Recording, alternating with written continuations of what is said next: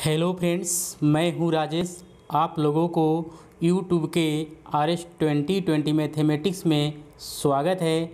आज हम लोग पढ़ेंगे औसत एवरेज का महत्वपूर्ण प्रश्न जो रेलवे के किसी भी एग्ज़ाम, बैंक एवं SSC के लिए उपयोगी होगा। तो चलिए हम लोग शुरू करते हैं आज का ये पहला प्रश्न।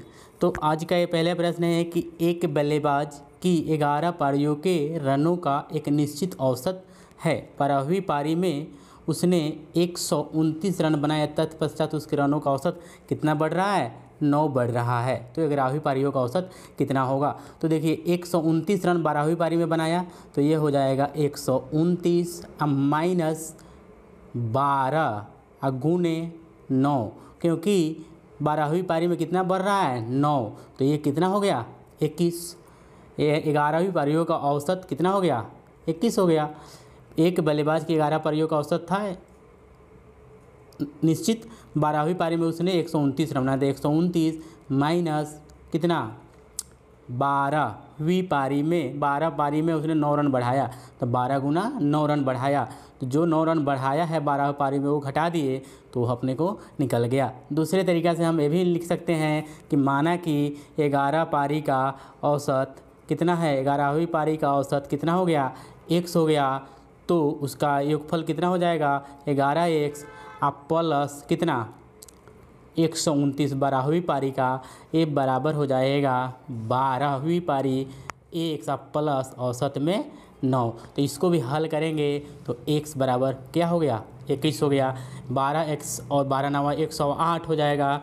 12x में से 11x जाएगा तो x हो गया। 129 में से 108 जाएगा तो 21 हो गया। एक क्रिकेट के खिलाड़ी के 10 पारियों का कुछ औसत रन था। 11वीं पारी में उसने 108 रन बनाए तथा इससे उसका औसत रन 6 की वृद्धि हो गया। तो 11वीं पारी का औसत रन कितनी है? अभी का 11वीं पारी का औसत रन कितनी है? तो देखिए 108 रन क्या हुआ, ये बनाया है तो 108 लिख दिए, माइनस कितना? 11 और गुने 6 की वृद्धि हो रही है। 11 पारी में प्रत्येक पारी में 6 की वृद्धि हो गई तो 11 छक 66। तो 108 में से 66 घटाइए, 8 में तो 6 गया 2 और 8 में तो 6 गया 2, 66 हो जाएगा। और 10 में से 4 गया 10 में से 6 गया 4, 42। ये 10वीं पारी का औसत निकल गया। ये किसका निकल गया? 10वीं का। अपने को पूछ रहा है किसका? 11वीं पारी का। तो 11वीं पारी में कितना बढ़ जा रहा है? 6। तो इसमें हम प्लस 6 कर दिए तो ये कितना हो गया? 42 और 6 48। 42 6 48। इसको हम अगर मान लेते कि 10वीं पारी का औसत x, 10वीं पारी का औसत x मान लेते तो ये हो जाता 10वीं पारी का योगफल 10x अब प्लस कितना? 108 बराबर ये कितना हो जाएगा? 11 और x प्लस 6। ये देखिए 10x और 11x, 10 में से 11 नहीं जाएगा तो 11 में से 10 गया x बराबर 108 है, में से 66 जाएगा। ये कितना हो गया? फिर से 42। ये कितना हो गया? 42। और 11वीं का पूछ रहा है तो 42 में 6 जोड़ दिए तो ये कितना हो गया? 48। 20 लड़कों के एक औसत भार में 20 लड़कों के एक औसत समूह के औसत भार 89.4 किलो है। बाद में पता चला कि 87.4 के स्थान पर 78 किलो पढ़ना चाहिए था उसको 87, लेकिन पढ़ लिया कितना? 78। तो कम पढ़ा। तो जब कम पढ़ता है तो जोड़ देते हैं और ज़्यादा पढ़ता है तो घटा देते हैं। अब कितना कम पढ़ा ये निकाल लीजिए। तो 87 माइनस 78 तो ये कितना हो जाएगा? 17 में से 8 गया 9, यानी 9 वो कम पढ़ा है। तो 9 क्या करेंगे? जोड़ देंगे। किस में? तो 89.4 प्लस 9 बटा 20। तो ये कितना हो जाएगा? 89.4 प्लस ये हो जाएगा 0.45। तो ये कितना हो गया? जोड़िए, ये 40 हो गया, ये 45 है तो 84 89 दशमलव कितना? 8 और 5, 89.85। देखिए पढ़ना चाहिए, लिखना चाहिए तो 87 और लिख दिया 78। तो कितना कम लिखा है? वो 9 कम लिखा है। तो 9 जोड़ेंगे किस में? इस औसत में। 89.4 में 9/20 जोड़ दिए तो 9/20 का मान कितना हो गया 0.45। अब पहले कितना था 89.40, तो ये हो गया 89.85। उसके बाद में कह रहा है 8 लड़कों के एक समूह में एक लड़का चला गया तथा 56 केजी भार वाला एक नया समूह में सम्मिलित हो गया, जिससे समूह का औसत भार 2.5 केजी बढ़ गया। समूह का औसत भार 8 लड़कों का औसत भार कितना बढ़ गया 8 गुना 2.5 यानी 20 बढ़ गया। 56 का आया तो 20 बढ़ा हुआ है, तो चले जाने वाले लड़के का कितना हो जाएगा, जाने वाले लड़के का भार कितना हो जाएगा 56 में से 20 घटा देंगे। 56 में से क्या करेंगे 20 घटा देंगे। 8 लड़का में 2.5 केजी बढ़ेगा तो 8 अढ़ाई 20। अब 56 में 20 केजी घटा देंगे क्योंकि ये 20 केजी क्या हो रहा है वृद्धि हुआ है, तो कमी करेंगे। तो पहले वाला लड़का कितना केजी का था, भार उसका कितना था 36 केजी। करा एक टीम के 2 खिलाड़ियों की खिलाड़ियों की आयु क्रमशः 18 वर्ष और 20 वर्ष है। इनके स्थान पर 2 नए खिलाड़ी लेने से टीम की औसत आयु 2 महीने की वृद्धि हो जाती है। तो टीम की दोनों खिलाड़ियों की औसत आयु कितना हो गया 20 + 18, 20 + 18 बराबर 38। चला गया 38 वाला गया, लेकिन आया है तो उसको 2 महीने बढ़ गया, यानी 11 खिलाड़ी, टीम में 11 खिलाड़ी होता है तो 11 दूना 22 महीना बढ़ गया, 22 महीना बढ़ गया। तो इसका अब कितना जोड़ हो गया 38 साल और 22 महीना। तो इसका क्या बोल रहा है औसत, तो औसत बराबर क्या हो जाएगा 38 वर्ष प्लस 22 माह भागा 2, क्योंकि 2 का है तो ये कितना हो जाएगा 19 वर्ष और 11 महीना। क्या है 2 खिलाड़ी है 18 वर्ष 20 वर्ष का, वो क्या हुआ चला गया, तो 38 वर्ष का चला गया। लेकिन अब जो आया उसके सभी 11 खिलाड़ी में 2 वर्ष 2 महीने वृद्धि करवा दिया, सभी 11 खिलाड़ी में तो 22 महीना का वृद्धि करवा दिया। तो अब इसका योग हो गया 18 वर्ष और 22 महीना। तो औसत निकालिए तो 18 वर्ष और 22 महीने का औसत हो जाएगा 19 + 11। कर 5 व्यक्तियों में से 60 किलो भार वाले के व्यक्ति के स्थान पर नया व्यक्ति आने से इसके औसत भार में 1 किलो की वृद्धि हो गई।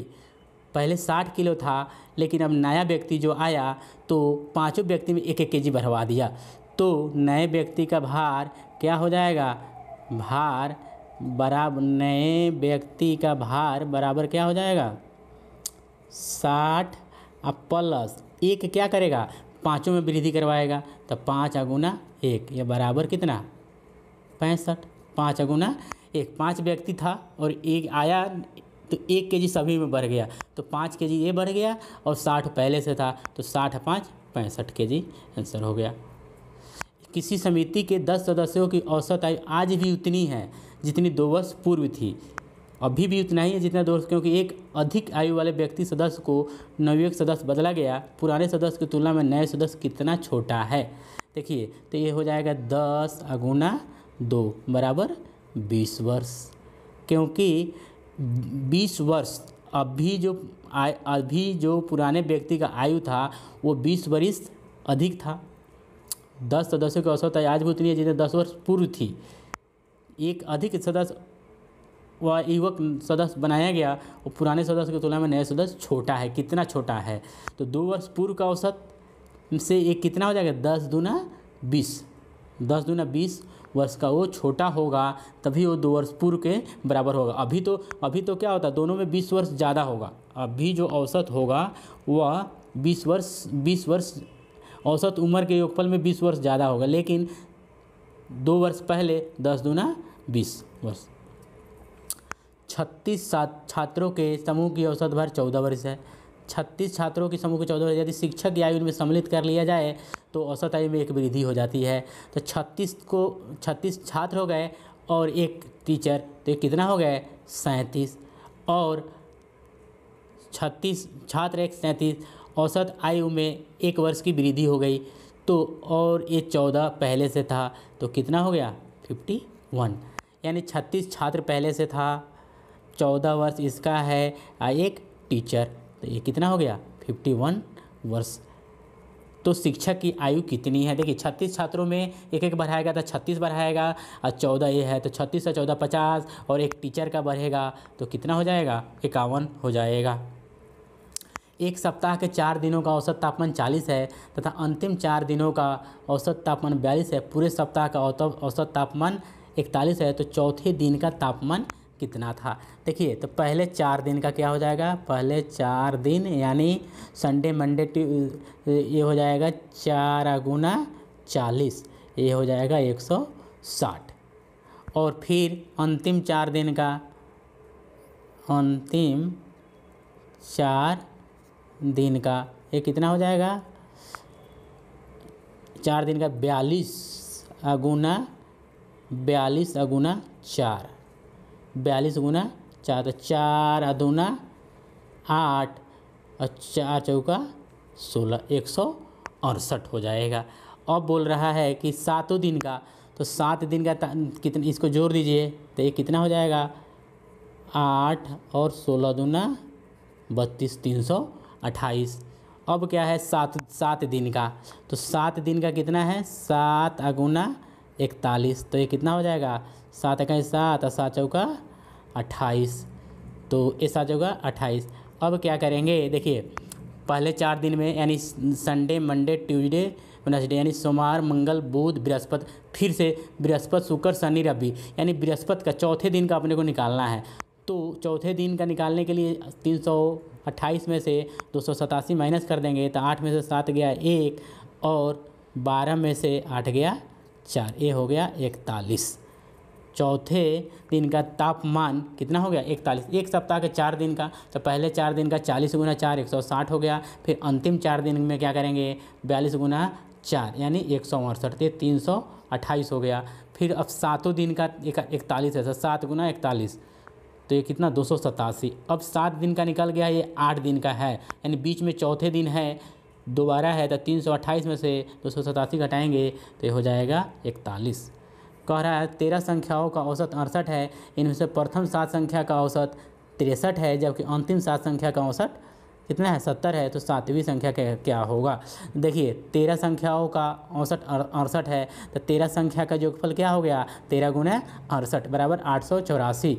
और बोल रहा है जबकि प्रथम 7 संख्याओं का औसत 63 है, तो प्रथम 7 संख्याओं का औसत यानी 70 गुना 7 और 63 गुने 7, इसको जोड़ दिए तो कितना हो जाएगा। देखिए 7 सत्ते 49, 490 और प्लस 3 सत्ते 21 के 1 हासिल 2 और 7 छक 42 2 44, इसको जोड़ेंगे तो ये 931 हो गया।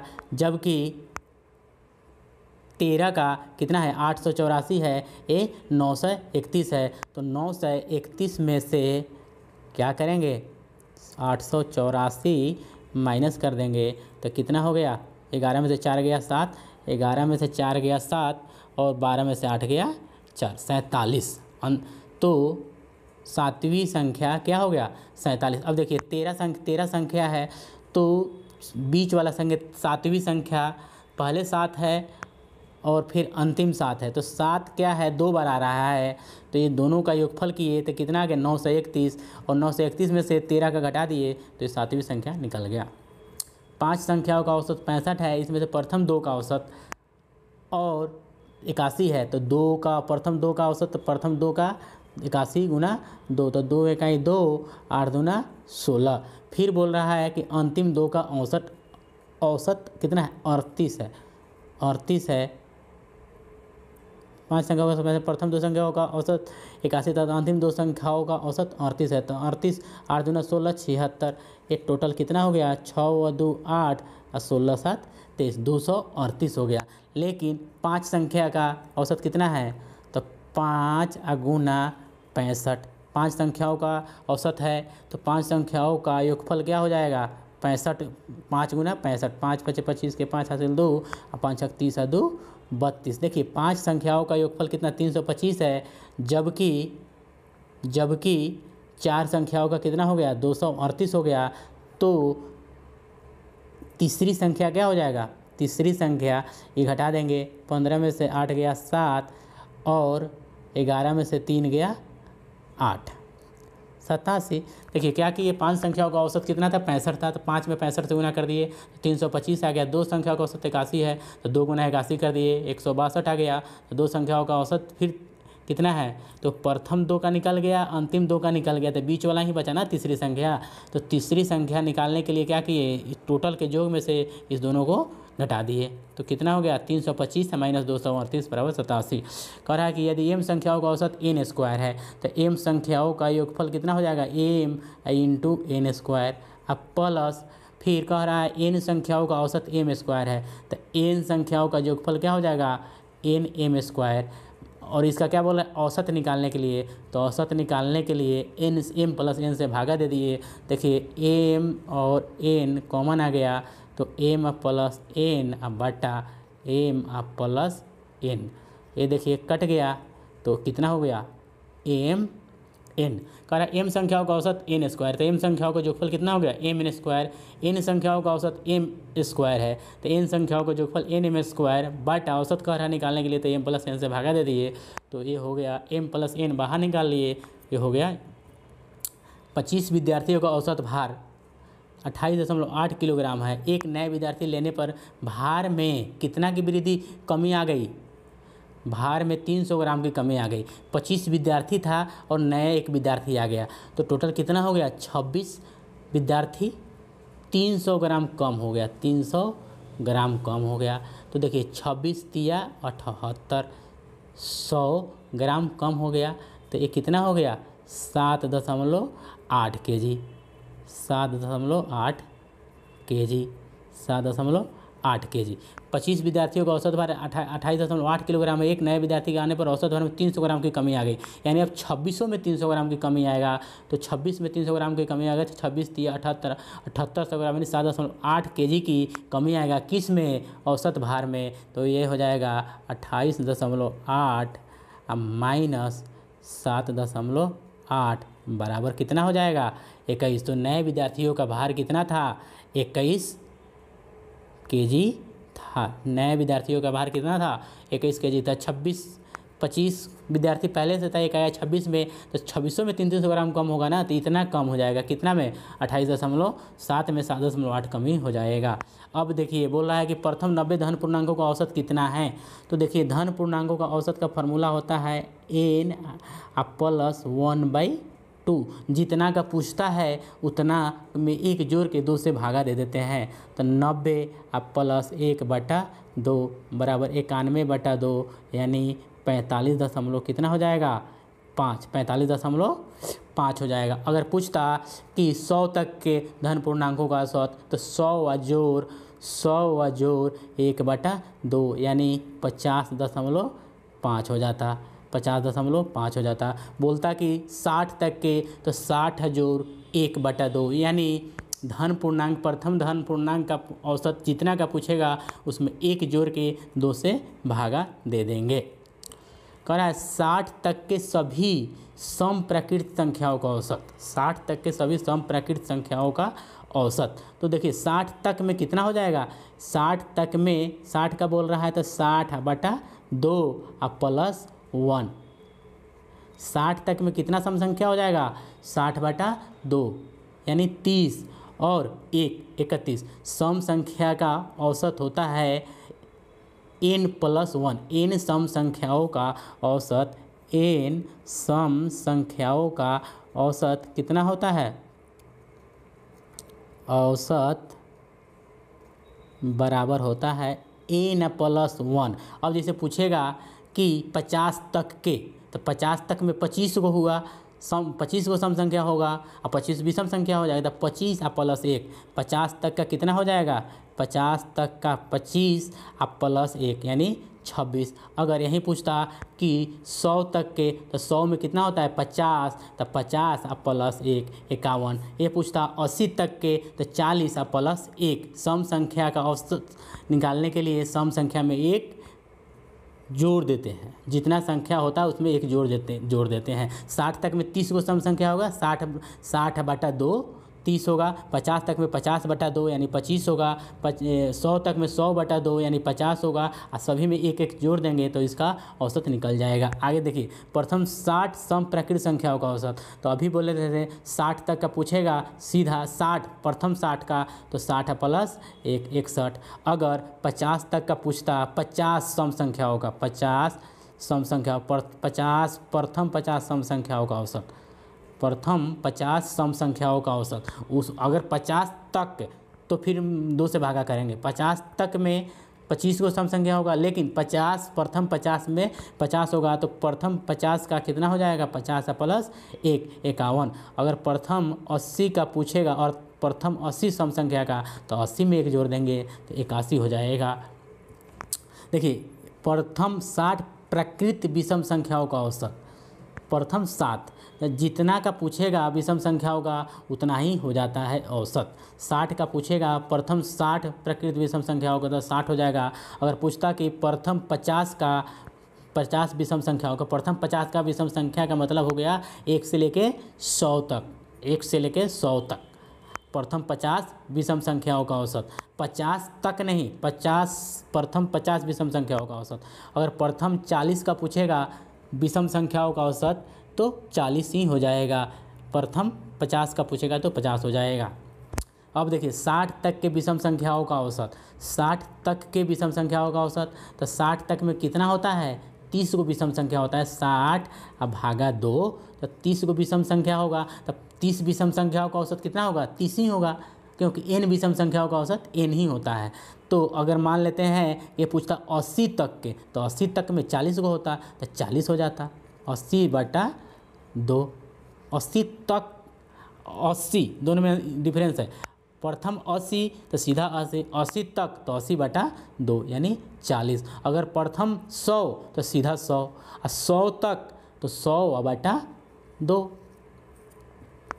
यदि 7 क्रमागत संख्याओं का औसत कितना है, 33 है। देखिए 7 क्रमागत संख्याओं का औसत 33 है, तो सबसे बड़ी संख्या क्या है, 7 क्रमागत संख्या है तो औसत यानी कितना हो जाएगा, चौथी संख्या, चौथी संख्या बराबर 33। 7 क्रमागत संख्या है तो 7 के बीच में कौन आता है, 4 ही है ना, 1 2 3 4 5 6 7। देखिए तो चौथी संख्या कितना हो गया अपना, 33 हो गया। तो 7वीं संख्या निकालने के लिए कितना जोड़ देंगे, 33 में हम 3 जोड़ देंगे, 36 हो गया। 33 में कितना जोड़ देंगे, 3। और पहली संख्या बोलता तो 33 ये आ गया अपना 33 है, 33 में 3 घटा देते तो 30 हो जाता। अगर दूसरी संख्या पूछता तो 2 घटा देते तो 31 हो जाता। इसी तरह अगर छठी संख्या पूछता तो चौथी में 33 में कितना जोड़ देते, 2 जोड़ देते। यानी औसत का मतलब होता है बीच वाली संख्या। औसत का मतलब क्या होता है, बीच वाली संख्या। जैसे 7 संख्या का औसत कह रहा है ना, तो चौथी संख्या हो जाएगा। अगर 9 संख्या का औसत कहता तो 5वीं संख्या हो जाएगा। 11 संख्या का औसत कहेगा तो वो छठी संख्या हो जाएगा। 11 संख्या का अगर वहीं 13 का कहेगा तो 7वीं संख्या उसका औसत हो जाएगा। अब एक 6 क्रमागत सम संख्या का औसत। अब क्या है, 6 क्रमागत, ये 6 है, ये क्या है, 6 क्रमागत सम वाले का है। तो इसका औसत कितना है, 27 है, 27 है। 6 क्रमागत सम संख्या, 27 तो सम संख्या नहीं है तो 28 हो जाएगा और 26 हो जाएगा। देखिए 27 औसत है तो इसके पहले का सम संख्या 26 हो गया और ये हो गया 28। तो ये जो n/2 निकलता है, यानी 6/2, तो तीसरी निकलेगा और एक आगे का चौथी निकलेगा। तो ये तीसरी निकल गया और ये चौथी निकल गया, n/2 निकलता है। अगर यहाँ पे 8 क्रमागत रहता तो 8/2 यानी चौथी और 5वीं निकलता। अगर 10 क्रमागत रहता तो 10/2 यानी 5वीं और छठी संख्या निकलता। तो देखिए अपने को क्या क्या कौन सी संख्या मालूम हो गया, 6 क्रमागत सम संख्याओं का औसत कितना, 27 है। तो ये अपने को तीसरी मिल गया और ये मिल गया चौथी मिल गया। अब बोल रहा है कि इसमें सबसे बड़ी संख्या क्या है। जब चौथी संख्या 28 हो गया तो छठी संख्या के लिए क्या जोड़ देंगे, 28 प्लस 2 दूना 4 बराबर 32। अगर उसी तरह पहली संख्या पूछता तो 28 में से क्या करते हम लोग, दो दूना 4 घटा देते तो 24 हो जाता। फिर से समझ लीजिए, यहाँ पर 6 है तो 6/2 यानी 3, तो ये तीसरी संख्या हो गया कितना 26 और चौथी संख्या 28। अब पाँचवीं के लिए 2 जोड़ देंगे, छठी के लिए भी और आगे 2 जोड़ देंगे, यानी 2 दूना 4 जोड़ देंगे। 8 क्रमागत विषम संख्याओं का औसत कितना है 26 है। तो ये 26 तो विषम संख्या है नहीं, ये बोल रहा है विषम संख्या का, तो इसके पहले वाला विषम संख्या हो गया 25 और इधर हो गया 27। अब देखिए 8 है तो 8 का 2 करेंगे तो चौथी संख्या ये हो गया चौथी और ये हो गया पाँचवीं निकल गया, चौथी संख्या और पाँचवीं संख्या अपने को निकल गया। तो सबसे बड़ी संख्या क्या है, सबसे बड़ी संख्या क्या है, तो देखिए 8वीं संख्या, तो पाँचवीं संख्या कितना है 27 है, तो 27 में हम क्या करेंगे 2 गुना 3 यानी 6 जोड़ देंगे 33 हो जाएगा। अब देखिए ये 27 निकल गया कौन सी संख्या पाँचवीं संख्या, तो 27 और 2 29 और फिर 2 31 और 2 33, 2 जोड़ देंगे यानी 27 और प्लस 2 गुना 3 बराबर 33 हो जाएगा। 7 क्रमागत सम संख्याओं का औसत, यहाँ 7 है तो 7 के लिए ये औसत 66 है, यानी चौथी संख्या क्या हो गया 66 हो गया।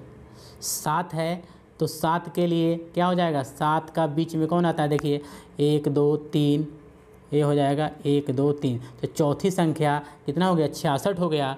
तो इसको बोला है पहली संख्या, तो चौथी संख्या 66 हो गया, तो पहली संख्या निकालने के लिए क्या करेंगे चलिए 66 तक हो जाएगा, इधर 64, इधर हो जाएगा 62 और इधर हो जाएगा 60, और इधर चौथी निकल गया तो इधर आ जाएगा 68 और इधर हो जाएगा 70, तो और ये हो जाएगा 72। तो बोला पहली संख्या और 1 2 3 4 5 6 और 7 और छठी संख्या, तो छठी संख्या कितना है 70, तो ये कितना हो गया 42। फिर से समझ लीजिए 7 क्रमागत संख्याओं का औसत कह रहा है 66 है, तो 7 है तो इसकी चौथी ये बीच वाला संख्या कितना हो गया, चौथी संख्या 66 हो गया, तो ये चौथी हो गया, ये तीसरी हो गया, दूसरी हो गया, पहली हो गया 60, ये चौथी पाँचवीं छठी और सातवीं, तो छठी हो गया 70, तो 60 गुना 70 बराबर 42। 7 क्रमागत विषम संख्याओं का औसत 65 है, 7 क्रमागत विषम संख्याओं का औसत 65 है, 7 क्रमागत विषम संख्या है और इसका औसत 65 है। तो 7 क्रमागत विषम संख्याओं का औसत कितना है 65 है, तो ये फिर चौथी संख्या हो गया, चौथी संख्या हो गया, तो ये पहले वाला क्या हो जाएगा इसका 63 हो जाएगा, 61 हो जाएगा और 59 हो जाएगा। 1 2 3 चौथी संख्या हो गया, फिर आगे का निकाल दीजिए तो 65 तो 67 हो जाएगा, 69 हो जाएगा, 71 हो जाएगा। तो बोल रहा है पहली एवं छठी, यानी पहला कितना है 59 और छठी कितना हो गया 69, जोड़ दीजिए 9 9 18 के 88 1 और 5 6 11 1 12। ये आसान है एकदम। 7 क्रमागत विषम संख्याओं का औसत तो 7 है, तो चौथी संख्या हो गया, इसलिए हम चौथी संख्या 65 हो गया, तो पहली संख्या आ गया और ये छठी सातवीं संख्या भी निकल गया। प्रथम पाँच प्राकृतिक संख्याओं के घनों का औसत, तो प्रथम 5 प्राकृतिक संख्याओं के घनों का औसत होता है n इंटू n प्लस 1/2 का स्क्वायर।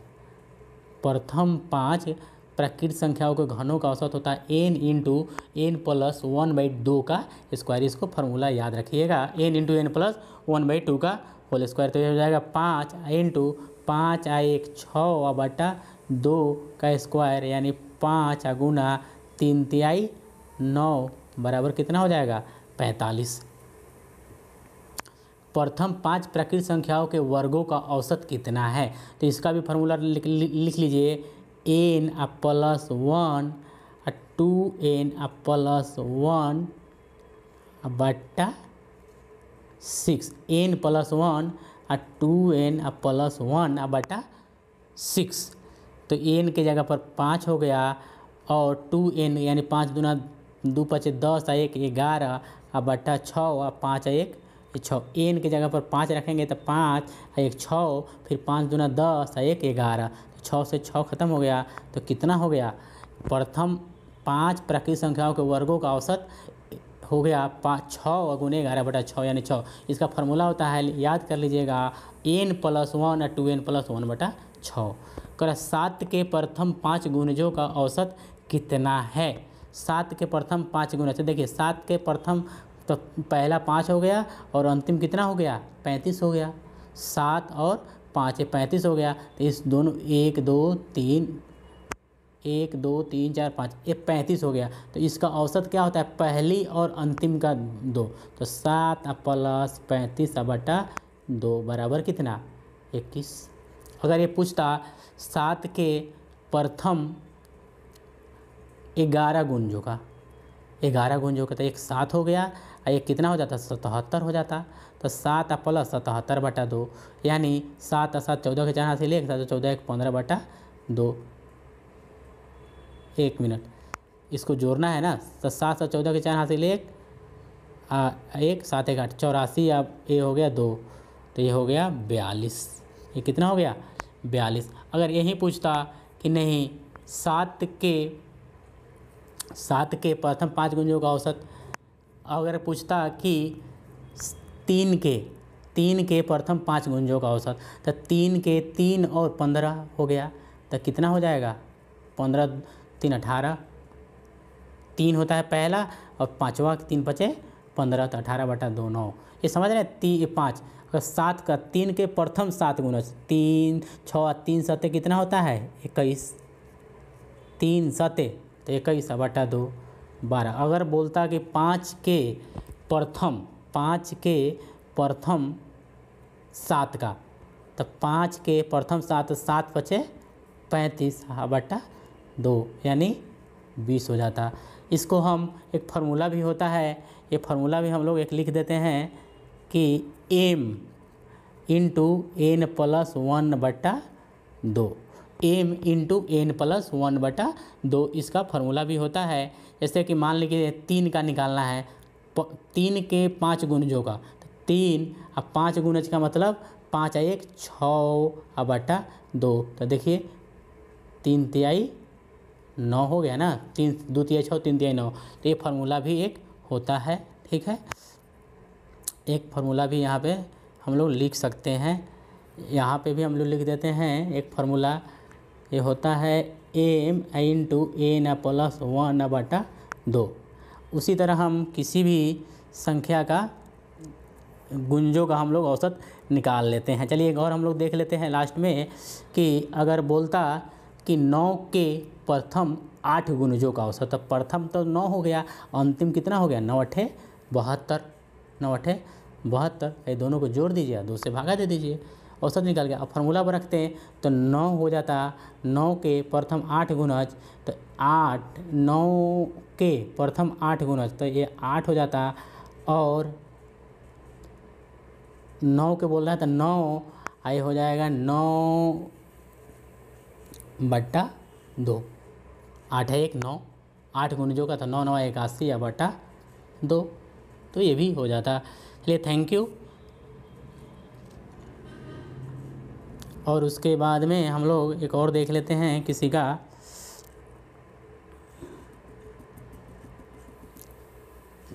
चलिए 11 के प्रथम 7 गुणजों का औसत, तो 11 असत 77/2, यानी जिसका बोलेगा उसका हम लोग निकाल देंगे, पहला और अंतिम को जोड़ देते हैं, वो भी औसत निकल जाता है। नहीं तो फार्मूला होता है m यानी 3 का 5 का कितने गुणजों का, तो n प्लस 1/2 हम लोग इसको निकाल देते हैं।